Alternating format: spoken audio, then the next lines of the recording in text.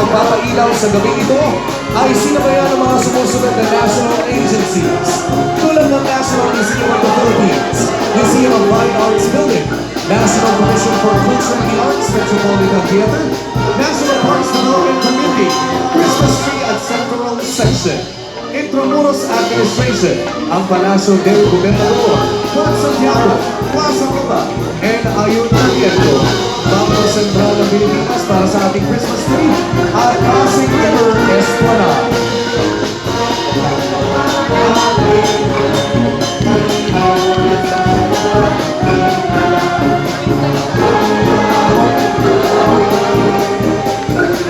At sa pagkakataon ito, nais mo natin pasalamatan ang mga sumusunod.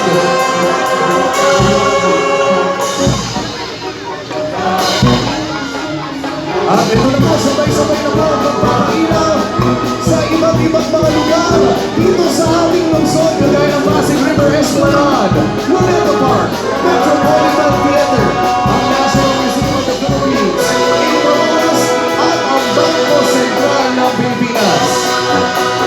Tapos na sa lungsod ng Maynila, isang malakas!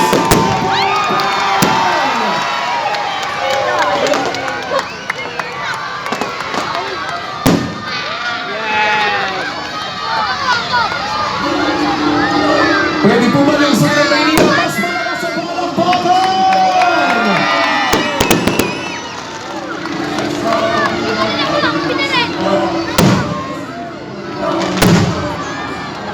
We only have 26 days to go before Christmas.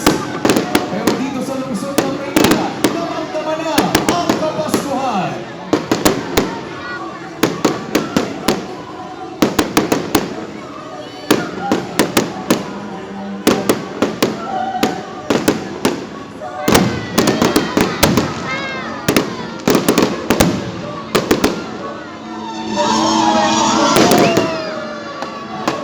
At sa pagkakataong ito, nais po natin pasalamatan ang mga sumusunod sa pagpapapatak at pagtulong sa ating simultaneous Christmas tree and lantern lighting. Secretary Jerry Acuzar ng Department of Human Settlements and Urban Development of the Philippines. Eddie Romano Jr. ng Bangko Sentral ng Pilipinas. Director Jerry Barnes ng National Museum of the Philippines. Miss Cecil Lorenzala Romero ng National Parks Development Committee, Attorney Joan Padilla, Intramuros Administration, Victorino Napamanan ng National Commission for the Culture and the Arts, at Christian Serrano ng Metropolitan Theater. At sa paglunsad ng ating Pasko 2024, Sintong Gabi sa Ilog Pasig Staff, maraming salamat kina Luis Carlos, Postmaster and CEO,